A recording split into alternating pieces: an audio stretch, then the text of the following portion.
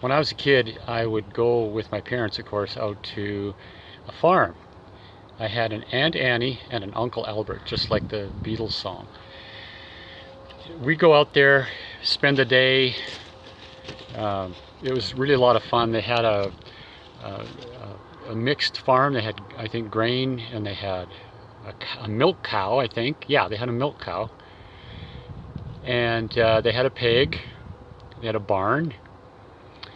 And I played with my cousins, Sandra and Karen, I think it was. And we were kind of just let loose because it was on the weekend, and uh, it was my parents' day off, and us kids had the day off too. So one of our favorite things to do was Sandra and Karen had uh, hand-me-down dishes and things from their kitchen that they would take out into the little wooded area of their land, and they built a little make-believe house, a little make-believe homestead. Not so that it didn't have any walls or anything. It was just kind of a clearing in the trees, and but they had everything else. Like they had old clothes and they had old dishes. So it was just like playing house. To get there, us kids would jump on the tractor. Now this tractor was, I think, a 1940s or 50s tractor. It had like a seat for the driver and nothing else. So my sister would stand on one axle and fender.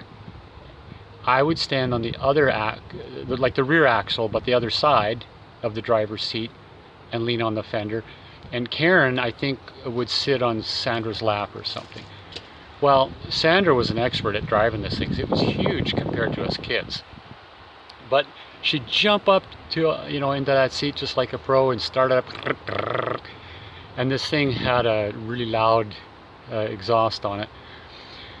So she'd start this thing up and we'd all hop on. And I remember I was on the fender leaning over looking at the lugs of the tire going by. So my eyeballs were probably about 8 to 10 inches away from the surface of these lugs flying around. They could have thrown rocks, dirt into my eyes. Never happened. Sandra would go through the little road through the woods, 20 miles an hour, and the front end of a tractor, the wheels are smaller, and she'd hit logs and that thing would fly up in the air. We'd have like, it'd be doing, the front wheels would be about 3 feet in the air and come down, bang again, and then the back wheels would go over and just about shake us off. Finally we'd get out there and turn off the tractor, and then we'd play out there for hours, and then we'd come back to the house. Once back at the house, now Aunt Annie, this is my grandmother's sister, I think is the way it worked. They had live chickens, so I saw how the chickens got their heads chopped off, then we plucked them, then they roasted in the oven or whatever. Fresh vegetables out of their garden. It was really delicious, good food, and it was all cooked on a wood stove. This is just a really old, 1930s style wood stove. She even baked bread, and one of our favorite things was called pig ears. These were deep fried triangles of dough, and then icing sugar all over. So we loved making those.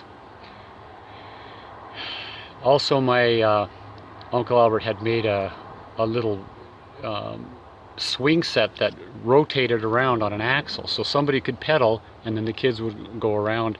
So we took turns on doing that. That was a lot of fun too.